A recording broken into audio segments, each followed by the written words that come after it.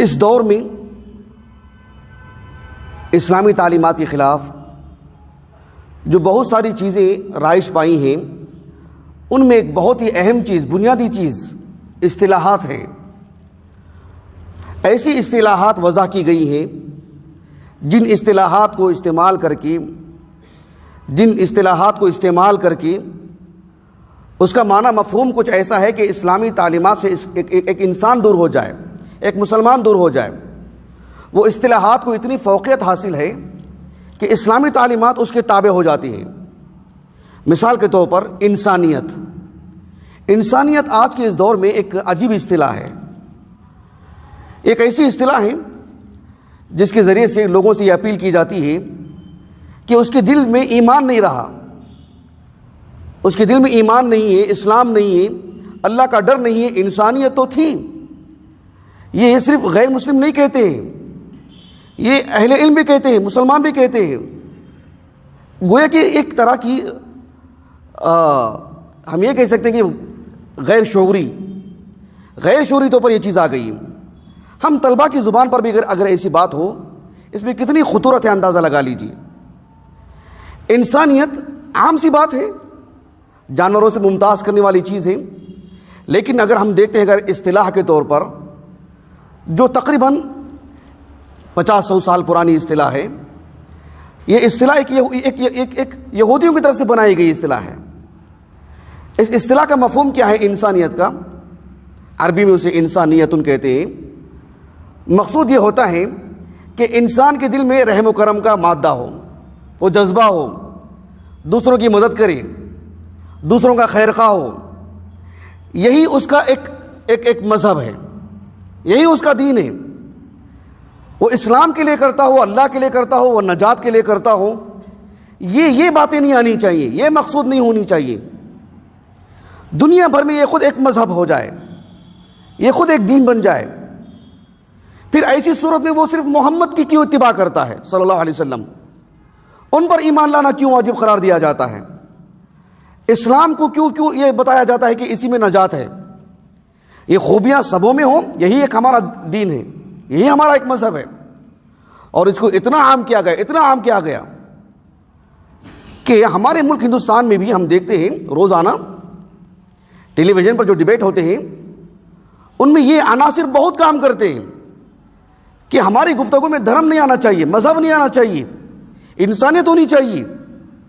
Lock down کے اس مرحلے میں ہم نے دیکھا کہ غیر مسلمین بھی اور مسلمان بھی اپنے اپنے محلوں میں، اپنے اپنے گلی کوچوں میں لوگوں کی مدد کرتے رہے۔ کسی ایک آدمی نے کہا کہ جو ہے اسلامی تعلیمات کا خلاصہ تھا جو میں نے لوگوں کی مدد کی، تو لوگ ٹوٹ پڑے اس پر، اس کی سوچ پر، اس کے نظریے پر کہ اسلام کہاں سے آ گیا، دین کہاں سے آ گیا۔ بات یہ ہونی چاہیے کہ جو ہے یہ انسانیت ہے، انسانیت کو سب سے اوپری درجہ ہے، انسانیت ہونی چاہیے۔ اب یہی کہتے ہیں کہ یہ انسان سے جو کیسی برائیاں ہو چکی ہیں، اللہ کا ڈر نہیں تھا، اسلام نہیں تھا، انسانیت بھی مر گئی اس کی۔ سبحان اللہ العظیم، کتنی خطورت ہے دیکھیں اس میں۔ اہل علم نے اس کو خوب تاڑا۔ عالم اسلام کے ایک عظیم عالم دین شیخ بکر ابو زید رحمہ اللہ، کم و بیش 12 سال ہو رہے ہیں آپ کی وفات ہوئے۔ آپ کی کتاب ہے معجم المناہی اللفظیہ، اس میں آپ نے اس لفظ کو بھی داخل کیا۔ اس کتاب کا خلاصہ کیا ہے؟ وہ بھی ایک معجم، ایک قاموس ہے۔ وہ بھی اللہ تعالیٰ نے ہمیں جو دین عطا کیا ہے، ہماری جو عبادات ہیں، ہمارے جو معتقدات ہیں، ہمارے کھانے پینے ہیں، ہماری ملبوسات ہیں، ہماری گفتگو ہے، ہماری سوچ و بچار ہیں، اس اعتبار سے بھی اسلامی لباس ہونا چاہیے۔ ہماری سوچ پر بھی، ہماری گفتگو پر بھی، ہماری گفتگو سے بھی معلوم ہو کہ ہم مسلمان ہیں۔ وہ اس کتاب کا خلاصہ ہے کہ ہماری زبان پر ایسے الفاظ نہ آئیں جو دین سے ہٹ کر کے ہوں۔ یہ اس کتاب کا خلاصہ ہے۔ اس میں انسانیت سے متعلق آپ نے لکھا کہ یہ معصونیت ہے۔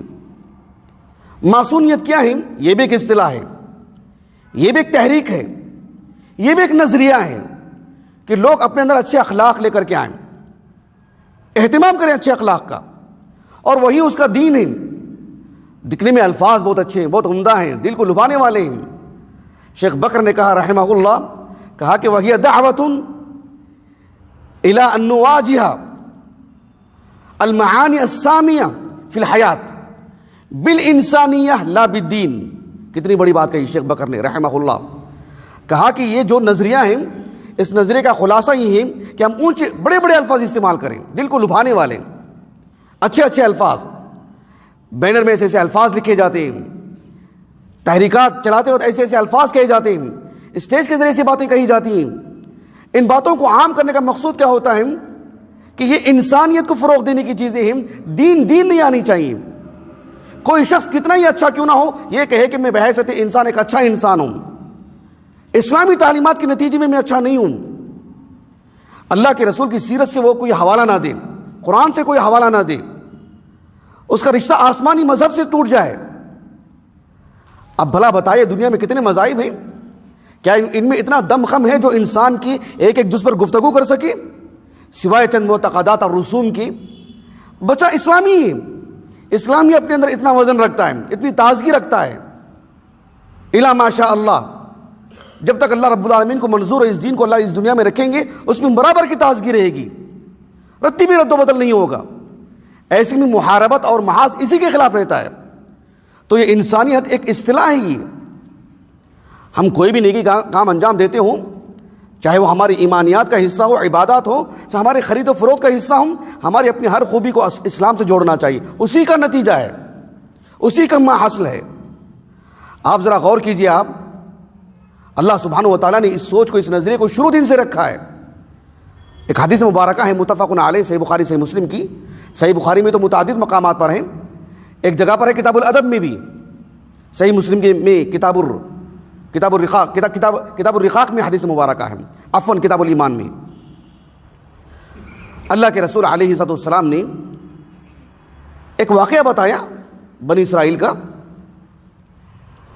عبداللہ بن عمر رضی اللہ عنہما کہتے ہیں کہ آپ صلی اللہ علیہ وسلم نے فرمایا کہ 3 لوگ اپنے کسی کام کے لیے نکلے سفر میں۔ میں پورا واقعہ آپ کو نہیں سنانا چاہتا ہوں وقت کی قلت کی وجہ سے، وہ نقطہ بتا دیتا ہوں آپ کو۔ رات میں ان لوگوں نے پناہ لی، خوب بارش ہو رہی تھی، پہاڑ پر چڑھے، وہ غار تھا، غار کے اندر چلے گئے، اور پھر بارش اس زوردار سے تھی کہ غار کا منہ ہی بند ہو گیا، ایک چٹان آئی اور اس کے منہ کو بند کر دی۔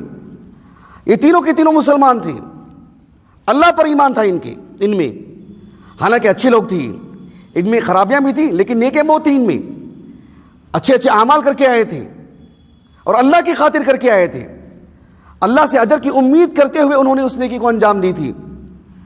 جب اس غار میں تھے وہ، ان میں سے ایک نے کہا کہ انظروا اعمالا عملتموها للہ صالحۃ، اب تمہارے ان نیکیوں کو تلاش کرو جو تمہاری وہ نیکیاں جو فی نفسی اچھی ہوں اور تم نے اللہ کی خاطر کی ہوں، اور اللہ سبحانہ و تعالیٰ سے دعا کرو، فادعوا اللہ بها لعلہ یفرجها، ان نیکیوں کے حوالے سے اللہ سے دعا کرو، ممکن ہے ہمارے لیے راستہ نکل جائے۔ ان میں سے ایک نے اپنے والدین کی خدمت کو اللہ سبحانہ و تعالیٰ کے حضور رکھا، ایک نے ایک حرام طریقے سے، ایک غلط راستے سے ایک عورت کی عزت کو پامال کرنا چاہا، اللہ کی خاطر اس سے رکا رہا، اور کسی نے کسی کے مال کی حفاظت کی، 1 روپیہ بھی ضائع ہونے نہیں دیا۔ ان تینوں نے اللہ سبحانہ و تعالیٰ سے یہی کہے کہ فَإِن كُنْتَ تَعْلَمُ أَنِّي فَعَلْتُ ذَلِكَ ابْتِغَاءَ وَجْهِكَ فَافْرُجْ لَنَا فُرْجَةً نَرَى مِنْهَا السَّمَامَ، کہا کہ اے اللہ ہم نے اگر یہ کام، یہ نیکی، اپنی والدین کی خدمت، ایک عورت سے حرام طریقے سے اس سے میں رشتہ قائم رکھوں، کسی کا مال، کسی کا 1 روپیہ بھی اپنی جیب میں بچا کے رکھوں اور کسی کے مال کو میں تلف کروں، میں نے ایسے نہیں کیا ہے، میں نے تیری رضا کے لیے کیا ہے، میں نے اللہ سبحانہ و تعالیٰ سے ان کلمات میں جنہوں نے باتیں کی، راستہ نکل گیا ان کے لیے، نجات ہو گئی ان کی۔ امام نووی رحمہ اللہ نے ان کی کتاب ہے الاذکار، اس میں اس بات کو آپ نے لکھا کہ یہ صرف اتنی بات نہیں ہے کہ بنی اسرائیل کا ایک واقعہ اللہ کے رسول نے سنایا ہے، آپ علیہ السلام نے ان کی ثنا بیان کی، ان کی تعریف کی، اور ان کے اس واقعے کو رکھ کر کے ہمیں حوصلہ دیا، گویا کہ اس بات کی دلیل ہے کہ محض نیک عمل نہیں ہے، وہ اللہ کی خاطر ہونی چاہیے، ابتغاء وجہک۔ انسانیت نہیں تھی ان میں، انسانیت کے ساتھ ساتھ وہ ایمان تھا ان میں، انسانیت ایمان کا نتیجہ ہونا چاہیے، ایمان کی بنیاد پر ہونی چاہیے، فی نفسی ہی نہیں۔ یہ سوء فہم ہے، کم از کم ہم طلبہ اس سے متاثر نہیں ہونا چاہیے۔